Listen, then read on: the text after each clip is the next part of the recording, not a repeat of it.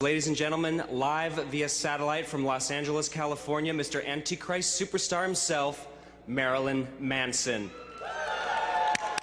How's it going, New York? I chose to speak to you in a square because I think we're kind of conditioned to listen to people when they're in the shape of a square. And also, here in Hollywood, this is where we give people what they want, violence. I guess that's what it seems to come down to.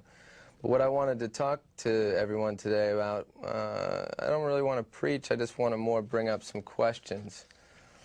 And since I always tend to be a scapegoat, I thought we'd talk about blame. Right now everybody wants to blame music, they want to blame movies, but you know, have we forgotten that we have a dead guy hanging from a tree in our living rooms?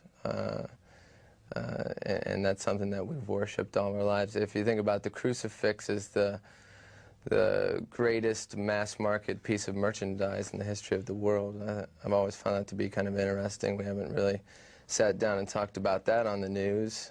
And also wondered why nobody cares when an adult commits some senseless act of violence. They don't want to have a reason why. You know, it's only when a kid does it. You know, Oswald, oh, well, he was a commie. Timothy McVeigh, well, he's crazy. What about Bill Clinton? Why did he shoot all those bombs and kill all those foreigners? Oh, well, he's the president. You know, that's the American way. But I think what's really begun to confuse people now, why we're in this state of chaos and PC, nonsensical uptightness. It's white teenagers. That's the real enigma. Why are they mad? They're middle class, they're white, they're spoiled. Their parents even buy some of them guns. You know, what do they have to be mad about? Is it because they know America's a lie? Or is it because we make them feel like they're never good enough? You know, you're never good enough for the scholarship, for the car, for the girl. Never good enough to be famous for 15 minutes. Is it the first race in kindergarten where it starts when mom's yelling, get the white ribbon, get the white ribbon. Oh, I got the yellow ribbon. And the mom's, oh, well, you know, it's okay, you know. Then high school football games and soccer moms screaming, kill him, kill him. You know, the ancient Rome reappears. You got moms, you got kids, they all want blood, you know, they always have. It's not new. You know, people pretend like just because Maury Povich or Fox News or Montel Williams says times are violent, that it's something, you know, it's brand new. But the thing that kind of struck me that has been avoided and ignored, because people always want to point the finger at someone like me because I'm an obvious and easy target because I look like I cause problems, and I do, you know, I try to. But I think just like the gladiator, the sports hero is the icon and the status quo, you know, more than Elvis or James Dean ever was. You know, he's in the Wheaties, he's at McDonald's, he's in the movie. You know, he even has his own talk show.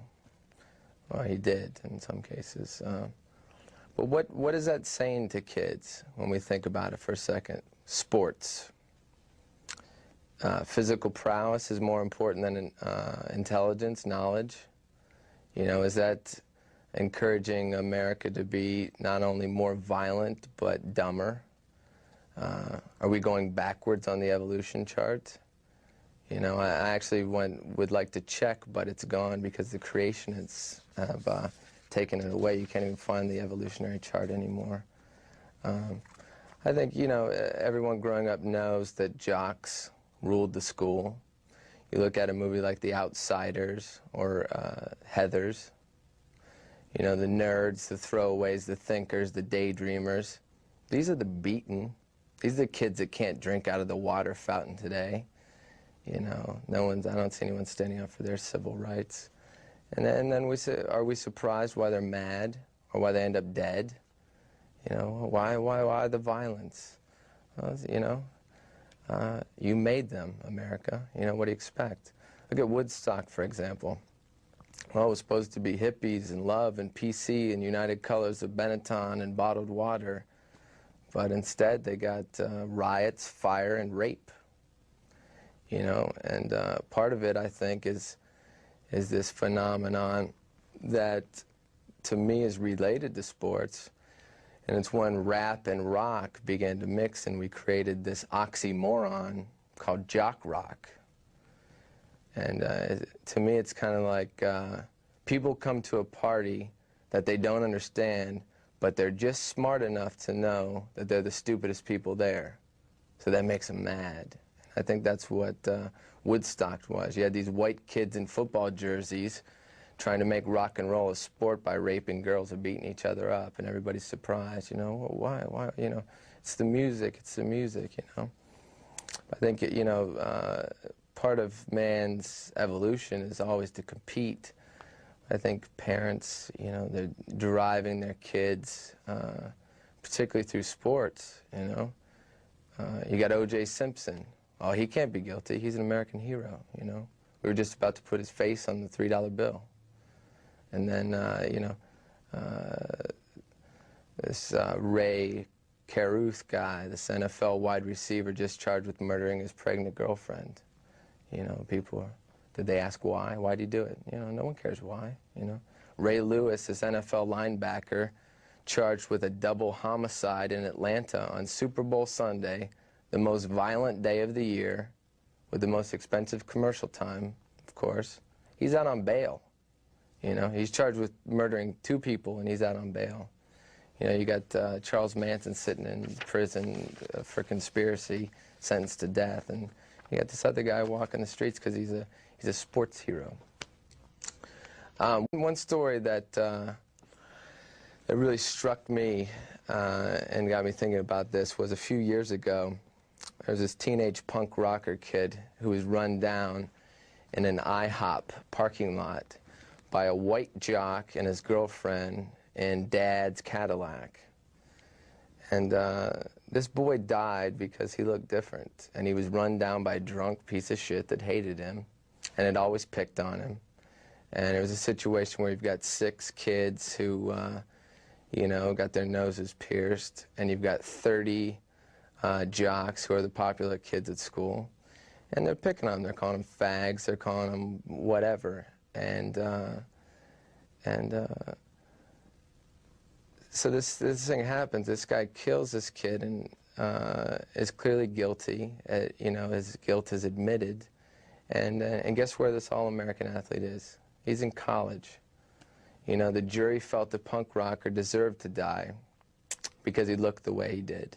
And not only was he killed, but then in the trial, he was killed again because they, you know, criticized his lifestyle because he didn't, you know, wear a Tommy Hilfiger shirt and khaki pants, you know.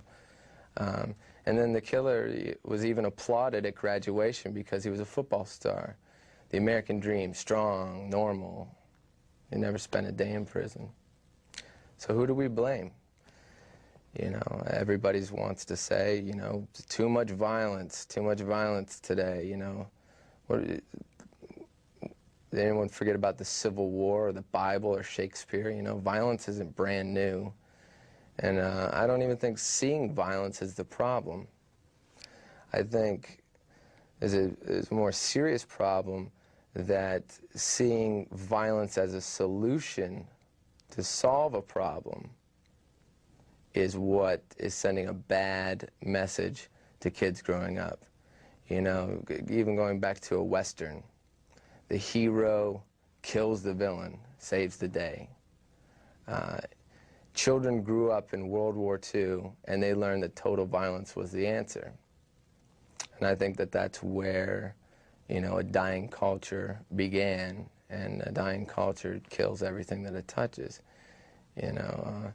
So these kids grew up learning this. They passed these values down with pride. We won the war, but, you know, damn that Hitler, genocide and all those terrible things he did.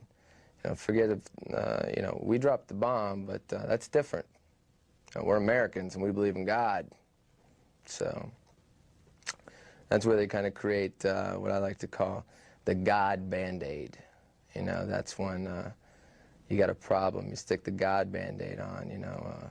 My record's dirty and violent, and but I just won a Grammy.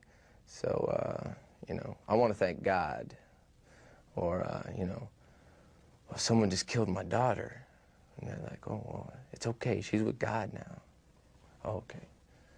Or, you know, you killed somebody. But I believe in God now, so, you know, it's okay. Then all the other people with the God Band-Aids see that. They go, oh, he's like us. He's okay. Let's let him go. You know, so bad parents make bad kids. You know, that's the way I look at it. That's why I asked the question. You know, I put this up on my website. I said, is adult entertainment killing our children, or is killing our children entertaining adults? And I think that's kind of the question we got to ask ourselves today. And you ask yourself that every time you watch the hungry cameras at the crime scene, or at the funeral, or at the plane crash, interviewing the victims, you know, 24-hour footage, watching the guy blow his brains out on the LA freeway, you know. You know, I'm in a square right now. You're looking at me. I'm looking at myself in a monitor. You know, we sit in front of the TV, and we are the TV. We're a copy staring at a copy, at a copy, at a copy. It's like the guy on Jerry Springer, who is always looking at the monitor to see if he sees himself.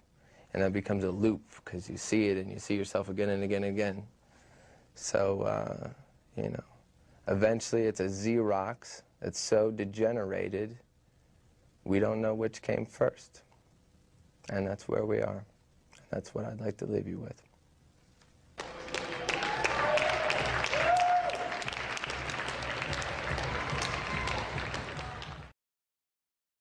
You are going to entertain the people who shot the feet of Palestinian footballers. Yeah, there's two kids, 18-year-olds, they'd been to the local football stadium pitch to train, dreamed of playing at some point for Palestine, and some IDF soldiers decided to shoot. They shot one kid 7 times in one foot and 4 times in the other. So obviously they'll never play soccer, but they'll never walk again. Oh, you know, I'm a musician. I just want to play my music. I don't want Roger Waters bullying me. What? They're shooting the fucking feet of 18-year-olds who want to play soccer. Don't talk to me about your freedom of speech. Pay attention.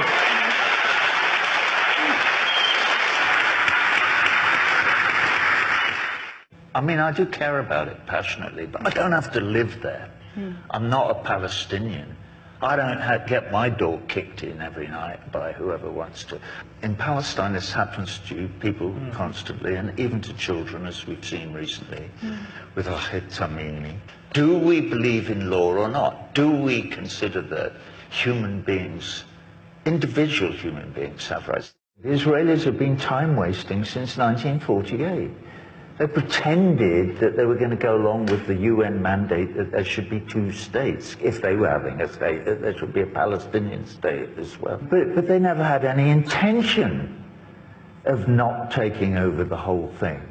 From 1948 on, they have been systematically making life on the earth that is Palestine intolerable for the indigenous people in an attempt to drive them into neighboring countries, into refugee camps, so that they can take over the whole.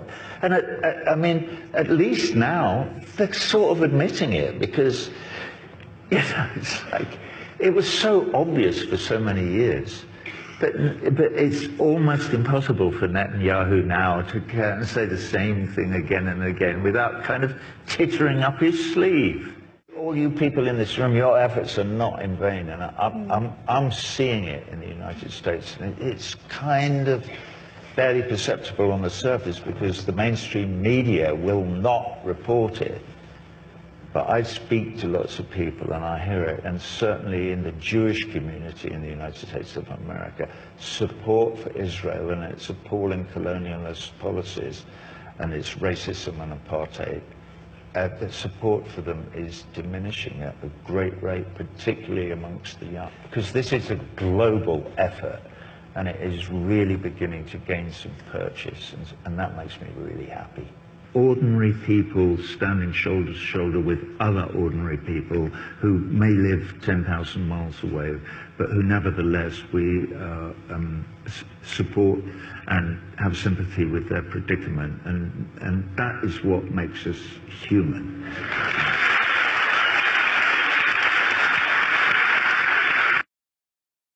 Except to say that it's rare that somebody like me gets a platform like this.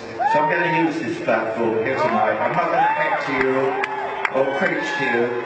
I'm going to send out all my most heartfelt love and to support to all those young people on the campuses of the universities of California who are standing up for their brothers and sisters in Palestine and supporting the BDS movement, in the hope that we may encourage the government of Israel to end the occupation. And that's all I have to say.